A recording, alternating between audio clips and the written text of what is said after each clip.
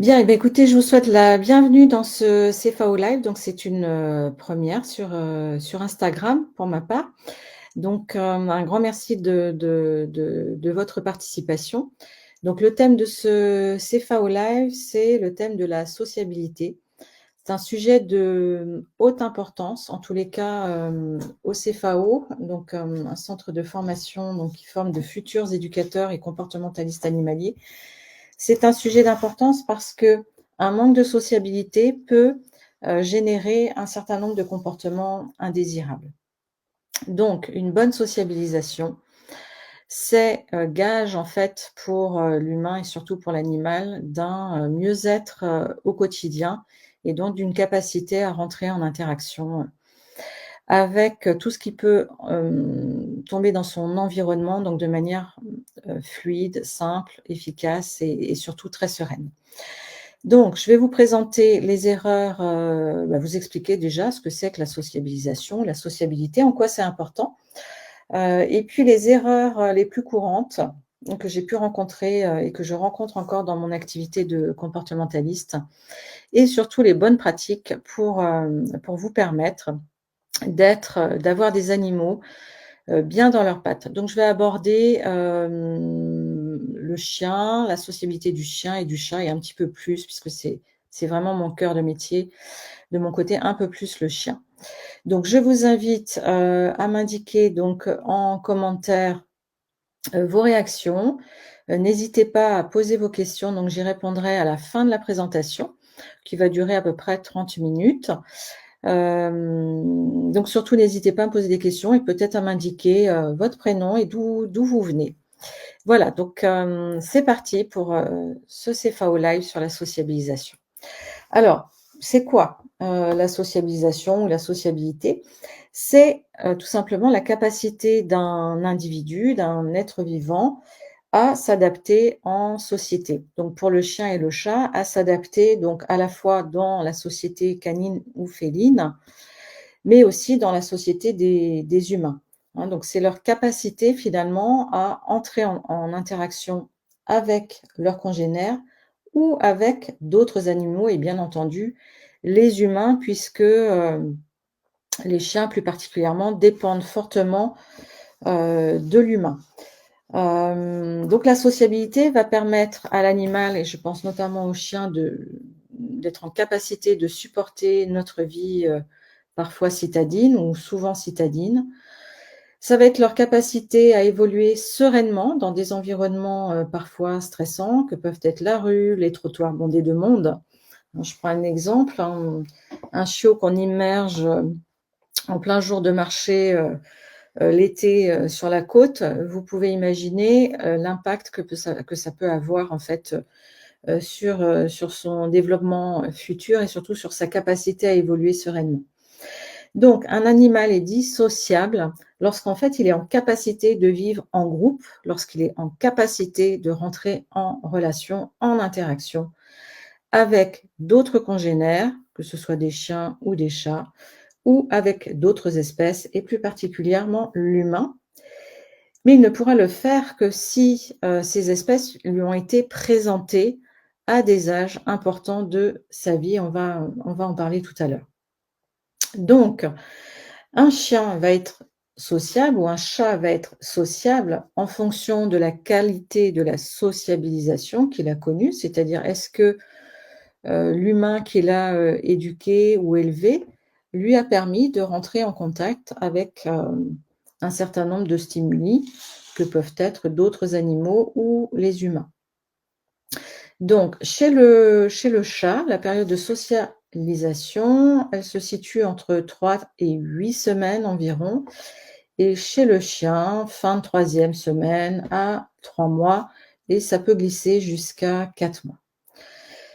Donc, une bonne socialisation sera gage d'une bonne sociabilité, à tout le moins, à la condition que l'animal ait pu rentrer en contact donc avec différents stimuli. Donc, vous voyez aussi l'importance en fait du rôle de l'éleveur dans cette période de vie de l'animal.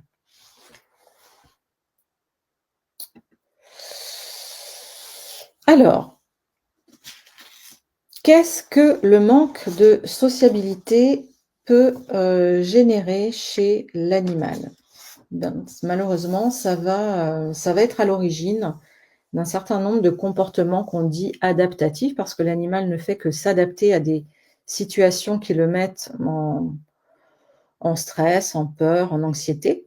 Donc cela peut être à l'origine d'un certain nombre de comportements, notamment de réactivité, d'agressivité ou de grande peur. C'est-à-dire que l'animal va refuser, bah, par exemple, d'entrer en interaction avec d'autres chiens ou un certain type de chien ou avec des humains ou un certain type d'humain.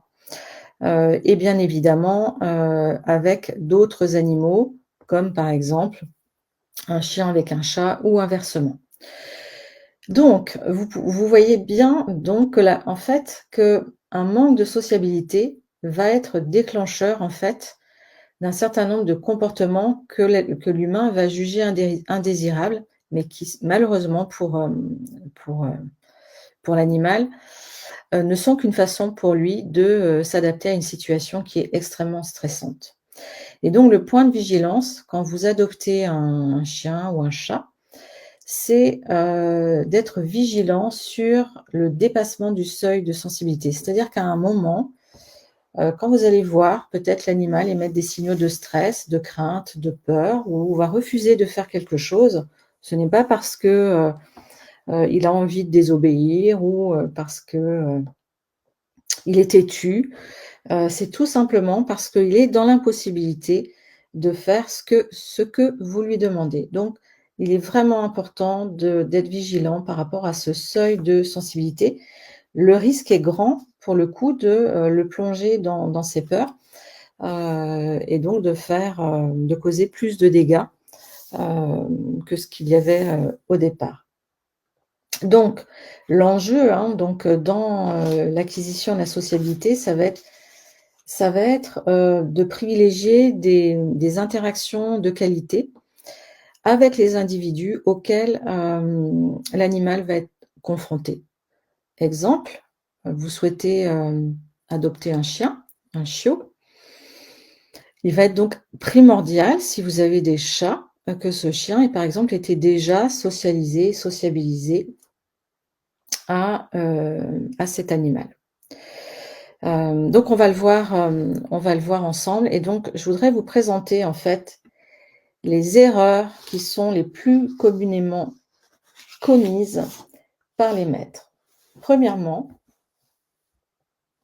penser que le comportement indésirable va se calmer. Donc on imagine, je vous donne un exemple, donc un chien qui a été, élevé, un chiot qui a été élevé, dans une ferme et qui a été très peu soumis finalement, à la civilisation, citadine, et donc il se retrouve du jour au lendemain plongé finalement en ville, et donc vous pouvez imaginer l'impact que cela peut avoir en fait sur le chien. Donc avec énormément d'humains autour de lui,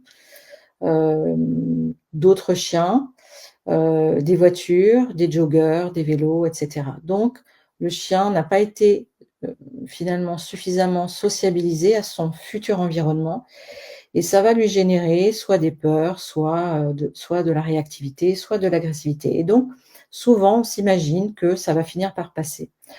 Or non, donc là, il est vraiment important de faire appel à un professionnel comme un comportementaliste pour vous aider à régler, vous aider à accompagner en fait, l'animal dans cette peur. Deuxième erreur, donc le chien ou le chat qui a peur, notre tendance naturelle, comme on pourrait protéger un enfant, va être de, protéger l'animal et finalement en voulant bien faire, en essayant de le protéger, on va finalement plutôt essayer de le rassurer et finalement, l'objet de la peur va devenir encore plus phobogène. Donc c'est vraiment important de ne pas rassurer le chien ou le chat qui a peur. On le laisse venir à nous, mais on ne va pas tenter de le rassurer en lui parlant, en lui faisant des caresses, par exemple. Troisième erreur, notamment quand il y a eu un manque de sociabilisation au chien, parce que l'humain, par exemple, a peur des grands chiens, il a peur que son petit chien se fasse croquer par un grand chien. Donc la tendance va être d'interdire au chien de rencontrer des congénères parce qu'on a peur pour son chien et de marcher en laisse courte ou tendue par peur que le chien se précipite ou aille voir des congénères. Et donc ça, c'est la pire chose à faire parce que le chien va sentir le stress de l'humain, donc votre stress, et va également se sentir un peu coincé. Et donc s'il avait envie, par exemple, de s'éloigner de l'objet de sa peur, il va être dans l'impossibilité de le faire et sa réaction de survie va être, par exemple, d'aboyer ou de grogner. Donc vous voyez l'importance d'être très vigilant sur les rencontres entre congénères, je pense plus particulièrement aux chiens, et sur la tenue de laisse. Donc ça, c'est un élément fondamental. 5e erreur, c'est peut-être par méconnaissance ou incompréhension. Donc vous allez entendre, il est important que le chiot voit le plus de choses possible. Oui, c'est important que le chiot voit plein de choses, mais c'est important de respecter son seuil de sensibilité ou sa nature profonde. Et donc immerger le chiot dans une zone où il n'est pas à l'aise, comme par exemple un marché samedi matin, plein été, bondé de monde, où il risque de se faire piétiner, va être extrêmement anxiogène et peut générer derrière une grande peur à l'humain, voire une phobie. Donc, on n'immerge pas le chien dans des zones où il ne se sent pas à l'aise. On va y aller très progressivement par habituation, hein. Donc peut-être par exemple une fin de marché, hein. Donc il y a un petit peu de monde et on va rester à distance et faire profiter le chien d'observer, de permettre au chien d'observer avec une laisse la plus souple possible et autoriser son chien à s'éloigner de la zone qui lui fait peur. 6e erreur, qui est un petit peu dans la même veine, c'est-à-dire exiger de son chien qu'il nous suive partout avant qu'il ait été sociabilisé à son environnement. Je reprends l'exemple du chien qui a été, du chiot qui a été élevé à la ferme, hein, dans un environnement beaucoup plus calme que la vie citadine et qu'on va finalement forcer à suivre sur les trottoirs et être soumis à des éléments de stress assez violents que peuvent être les voitures, les vélos, les motos, les trottinettes et j'en passe. Donc on n'exige pas du chien qu'il nous suive partout. On est très vigilant au respect du seuil de sensibilité de son chien et on va l'emmener partout dans la mesure où c'est acceptable pour lui.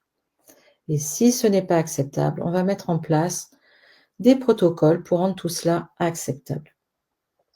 7e erreur, alors ça c'est extrêmement courant, on est tellement content d'accueillir un chiot ou un chaton et on invite les copains, les copines ou la famille pour présenter le chiot ou le chaton.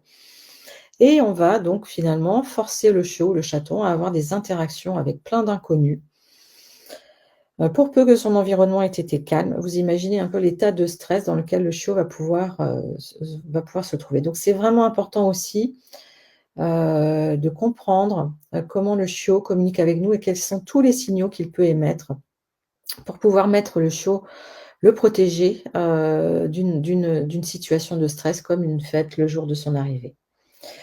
Forcer les interactions, hein, donc je prends l'exemple du chat qu'on prend dans les bras et à qui on va présenter le chien nouvellement arrivé ou le chiot.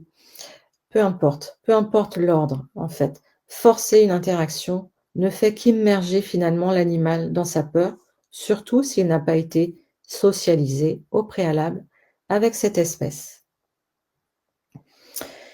Immerger l'animal dans un environnement auquel il n'a pas été préparé, je l'ai déjà dit et redit, donc ça c'est primordial. Donc quand vous achetez un animal, et plus particulièrement un chiot, assurez-vous que cet animal a été correctement socialisé, sociabilisé à l'environnement auquel vous allez le soumettre.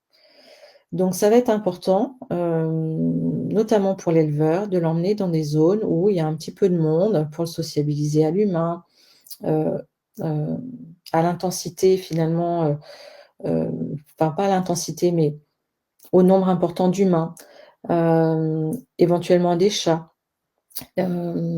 pourquoi pas des chevaux, des moutons, si vous habitez plutôt à la campagne.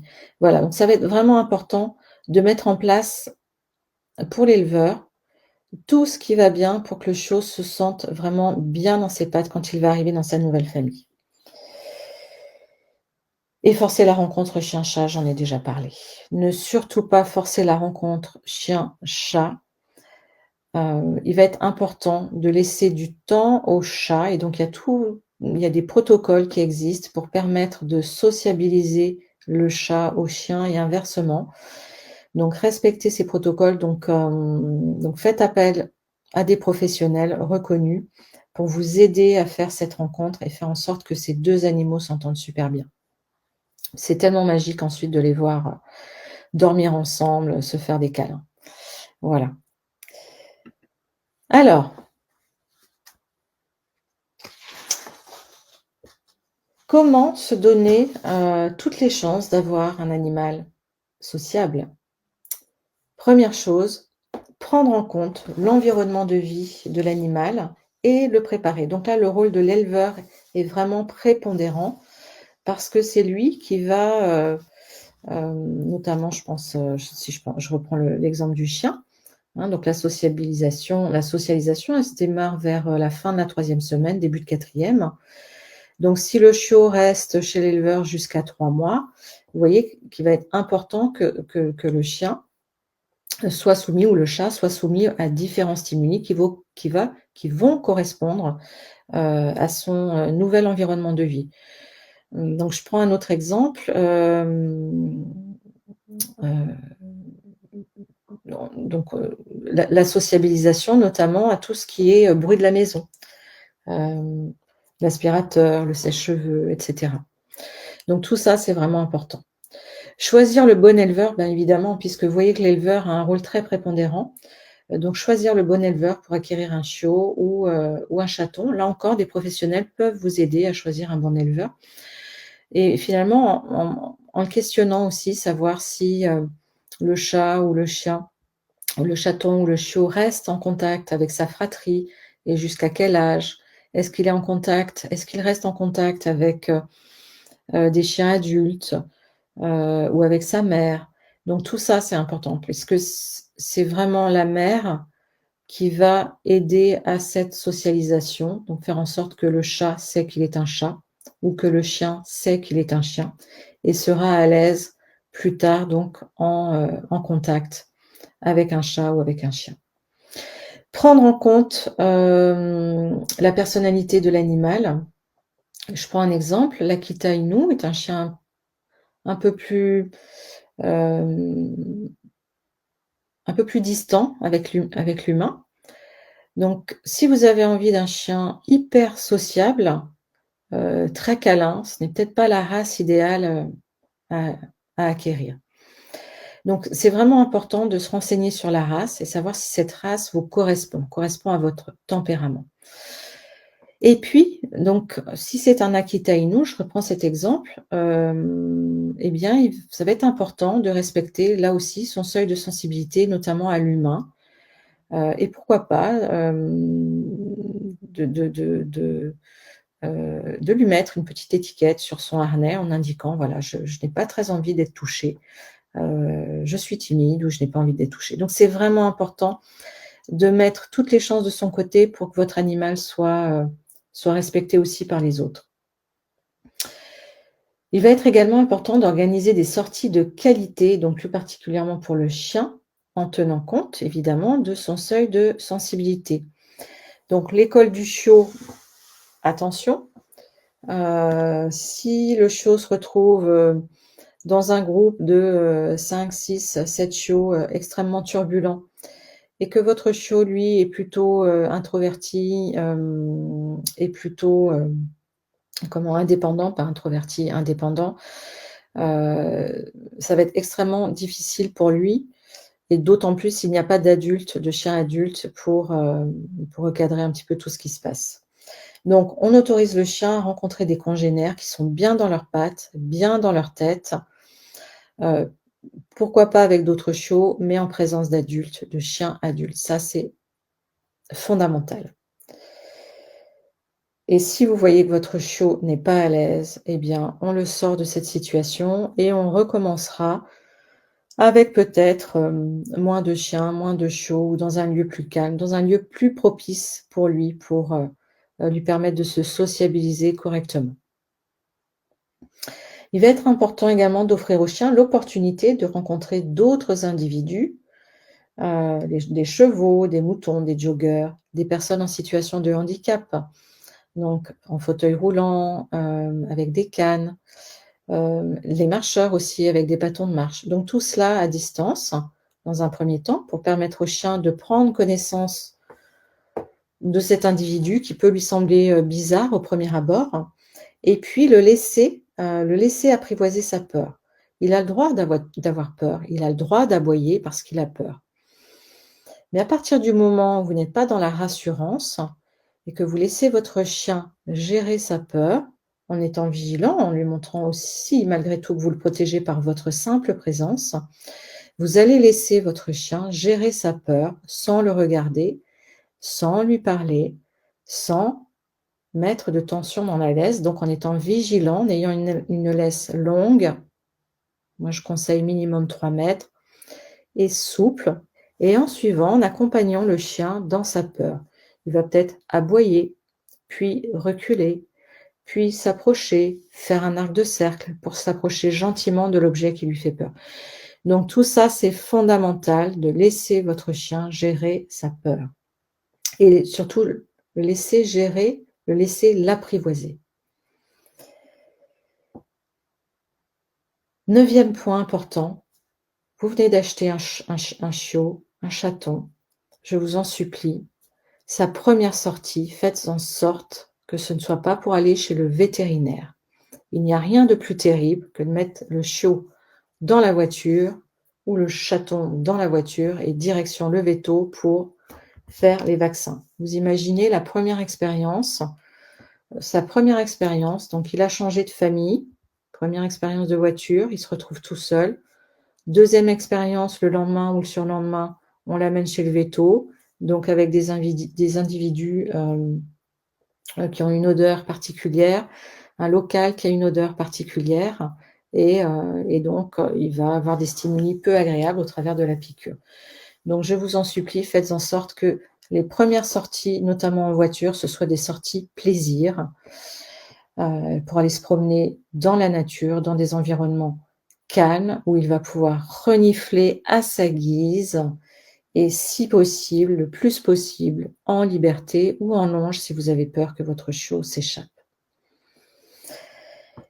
Et en 10e point, je le dis, je le répète et je le répète, la laisse, la laisse, la laisse. Une laisse longue, souple et on accompagne le chiot dans la gestion de ses émotions sans y mettre notre grain de sel, en lui parlant. Le chiot ne comprend pas les mots, hein, il comprend notre intonation, il comprend nos émotions.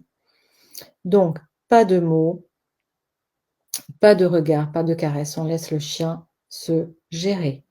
Et avec tout ça, vous devriez avoir un chien ou un chat bien dans ses pattes.